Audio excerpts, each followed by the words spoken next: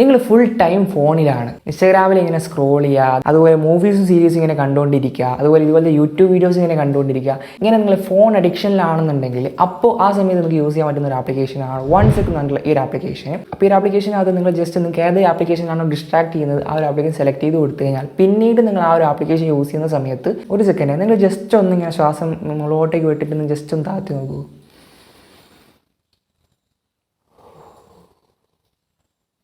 ഇനി പറ, ഇപ്പോൾ ഈ ആപ്പ് ഉപയോഗിച്ചിട്ട് എന്തെങ്കിലും കാര്യമുണ്ടോ? അപ്പോൾ അവിടെ pop I don't want to use ഇത് ആപ്ലിക്കേഷൻ ആണ്, അത് സെലക്ട് ചെയ്യും. അപ്പോൾ അങ്ങനെ ആ ഒരു ആപ്ലിക്കേഷൻ യൂസ് ചെയ്യാതെ നമ്മൾ ആപ്പ് യൂസേജ് കുറയുകയും ചെയ്യും. അങ്ങനെ മെല്ലെ മെല്ലെ നിങ്ങൾക്ക് ഫോൺ അഡിക്ഷൻ കുറക്കാൻ പറ്റുന്നതാണ്. ഇത് എത്രത്തോളം വർക്കാവുമെന്ന് അറിയില്ല, പക്ഷേ എനിക്ക് വർക്കായിട്ടുണ്ട്. അപ്പോൾ നിങ്ങൾ അങ്ങനെ ഫോൺ അഡിക്ഷനിലാണെന്നുണ്ടെങ്കിൽ ആ ഒരു ആപ്ലിക്കേഷൻ ചെക്കൗട്ട് ചെയ്യാവുന്നതാണ്. പക്ഷേ ഇതിൻ്റെ ഒരു പ്രശ്നം എന്ന് പറയുന്നത് ഈ ഒരു ആപ്ലിക്കേഷനകത്ത് ഒരു ആപ്ലിക്കേഷൻ നിങ്ങൾക്ക് സെലക്ട് ചെയ്യാൻ പറ്റുള്ളൂ. ഒന്നിലധികം ആപ്ലിക്കേഷൻ ഇതിനകത്തേക്ക് ആഡ് ചെയ്യണമെന്നുണ്ടെങ്കിൽ ഒന്നെങ്കിൽ നിങ്ങൾ പ്രീമിയമോ സബ്സ്ക്രിപ്ഷനോ കാര്യം കൊടുക്കണം, അല്ലെങ്കിൽ നിങ്ങൾക്ക് ആൻഡ്രോയിഡ് ആണെങ്കിൽ പറയുമല്ലോ മോഡ് ആപ്ലിക്കേഷനൊക്കെ യൂസ് ചെയ്യേണ്ടി വരും. അതല്ലാതെ വേറൊരു ആപ്ലിക്കേഷൻ ഉണ്ട് ആക്സൺ എന്ന് പറഞ്ഞിട്ട്, അതിനകത്ത് നിങ്ങൾക്ക് 2 ആപ്ലിക്കേഷനൊക്കെ യൂസ് ചെയ്യാൻ പറ്റുന്നതാണ്. പക്ഷേ അതിൻ്റെ ഒരു പ്രശ്നം എന്ന് വെച്ച് കഴിഞ്ഞാൽ അതിനകത്ത് ഈ it's time to take a breath എന്ന ഒരു സ്ലോഗൻ ഉണ്ടല്ലോ, അത് അതിനകത്ത് കാണുന്നില്ല. അതൊരു ബഗ്ഗായിട്ടാണുള്ളത്. അതുപോലെ അതിനകത്ത് എനിക്ക് അതിനേക്കാളും ബെറ്റർ ആയിട്ട് തോന്നിയത് ഈ ആപ്ലിക്കേഷനാണ്. സോ നിങ്ങൾക്ക് വേണമെങ്കിൽ ലിങ്ക് ആണ് സപ്പോസ് പറയാൻ എല്ലാ ആപ്ലിക്കേഷനും ലിങ്ക് ആണ് സപ്പോസ് കൊടുത്തിട്ടുണ്ട്.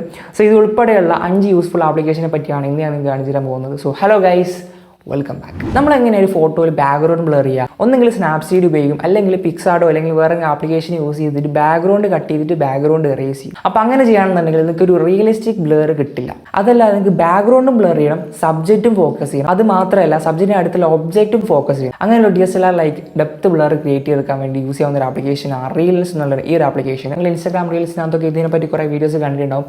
ഇപ്പോൾ ഈ ആപ്ലിക്കേഷൻ കുറച്ചും കൂടി സ്റ്റേബിൾ ആയിട്ടുണ്ട്. iOSൽ ഫോക്കസ് എന്നൊക്കെ പറഞ്ഞൊരു ആപ്ലിക്കേഷൻ, അതുപോലെയൊക്കെയാണ് ഈ ആപ്ലിക്കേഷൻ. ഇതിനകത്ത് നിങ്ങൾ ഒരു ഫോട്ടോ ആഡ് ചെയ്ത് കൊടുത്തു കഴിഞ്ഞാൽ അവർ ജനറേറ്റ് ചെയ്ത് അവരുടെ ബാക്ക്ഗ്രൗണ്ട് ബ്ലർ ആഡ് ചെയ്ത് തരും. എന്നിട്ട് നിങ്ങൾക്ക് വേണമെങ്കിൽ അപ്പർച്ചർ അഡ്ജസ്റ്റ് ചെയ്തിട്ട് ബ്ലർ ഇന്റൻസിറ്റി അഡ്ജസ്റ്റ് ചെയ്യാം. അതുപോലെ അതിന്റെ ലെൻസ് ചേഞ്ച് ചെയ്യാനും ബ്ലറിന്റെ ഷേപ്പുകൾ ഉണ്ടാവും, റൗണ്ട് ഷേപ്പ്, ഡയമണ്ട്, അങ്ങനത്തെ കുറേ ഷേപ്പുകൾ. അതുപോലെ തന്നെ അതിന് ബ്ലർ കറക്റ്റായി വന്നിട്ടില്ലെങ്കിൽ ഡെപ്ത് ക്ലിക്ക് ചെയ്തിട്ട് നിങ്ങൾക്ക് വേണ്ട രീതിയിൽ അഡ്ജസ്റ്റ് ചെയ്യാം. അത് മാത്രമേ ഇതിനകത്ത് ഒരുപാട് കളർ കറക്ഷൻ, കളർ ഗ്രേഡിംഗ് ടൂൾസുകളുണ്ട്. ഇനി ഇത് സേവ് ചെയ്ത് കഴിഞ്ഞാൽ റെസൊല്യൂഷനിലേക്ക് നിങ്ങൾ ഫോട്ടോ എൻഹാൻസ് ചെയ്യാൻ പറ്റും. നമ്മൾ റെമനി ആപ്പ് പോലെ തന്നെ ഇതിനകത്തേക്ക് നിങ്ങൾക്ക് ഹൈ ക്വാളിറ്റി ഫോട്ടോസ് ആക്കാനുള്ള ഒരു ഓപ്ഷൻ കൊടുത്തിട്ടുണ്ട്. പക്ഷേ അത് നിങ്ങൾക്ക് 3 ടൈം യൂസ് ചെയ്യാൻ പറ്റും. പിന്നെ നിങ്ങൾ ക്ലിയർ ഡാറ്റ അടിച്ചിട്ട് നിങ്ങൾക്ക് വീണ്ടും യൂസ് ചെയ്യാവുന്നതാണ്.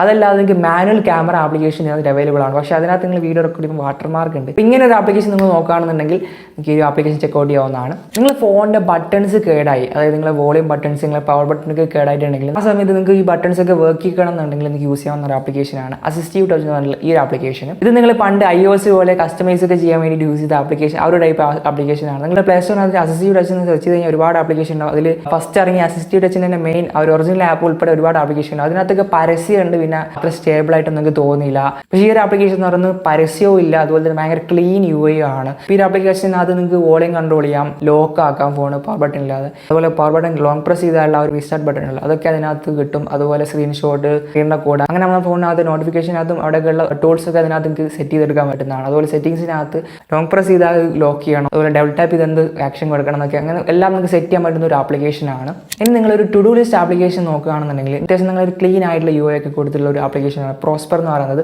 ഒരു ആപ്ലിക്കേഷൻ നിങ്ങൾ ഓപ്പൺ ആയി കഴിഞ്ഞാൽ ഫസ്റ്റ് നിങ്ങൾക്ക് മുകളിൽ ഡേറ്റ് ഒക്കെ കാണും. ഇത് ഇപ്പോഴത്തെ 7 ദിവസത്തെ, അതിൻ്റെ അപ്പുറം കുറച്ച് ഡേറ്റ് ഒക്കെ കൊടുത്തിട്ടുണ്ട്.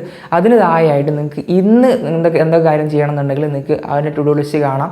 അതിന് നേരെ താഴെയായിട്ട് നിങ്ങൾക്ക് ഒരു ടൈം ലൈന് പോലെ, അതായത് ഇന്ന് 4:00 എന്ത് ചെയ്യണം, 5:00 എന്ത് ചെയ്യണം, നമ്മൾ സെറ്റ് ചെയ്ത് വെച്ചിട്ടുള്ള ആ ഒരു കറക്റ്റ് ഒരു സ്ട്രക്ചറായിട്ട് അവിടെ കൊടുത്തിട്ടുണ്ട്. കുറച്ചുകൂടെ നല്ല നീറ്റായിട്ട് എനിക്ക് തോന്നി.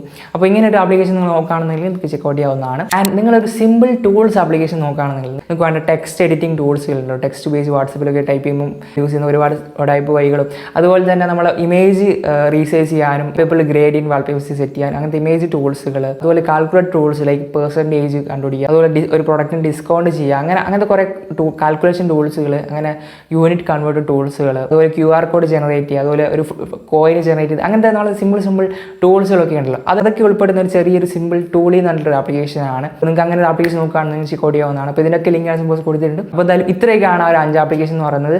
അപ്പോൾ നമ്മൾ കഴിഞ്ഞ വീഡിയോയിൽ പറഞ്ഞതാണ് ഓൾറെഡി, ഓരോ മാസവും നമ്മൾ ഒന്നെങ്കിൽ ആപ്ലിക്കേഷൻ സീരീസ് അല്ലെങ്കിൽ ഗെയിമിംഗ് സീരീസ് അല്ലെങ്കിൽ അത് രണ്ടും ഉൾപ്പെടെയുള്ള ഒരു വീഡിയോ എന്തായാലും ചെയ്യുന്നതായിരിക്കും. സോ ഇതാണ് ലാസ്റ്റ് ഡേ ആണ്, എന്നാലും ഞാൻ ഷൂട്ട് ചെയ്ത് എടുത്തിട്ടുണ്ട്.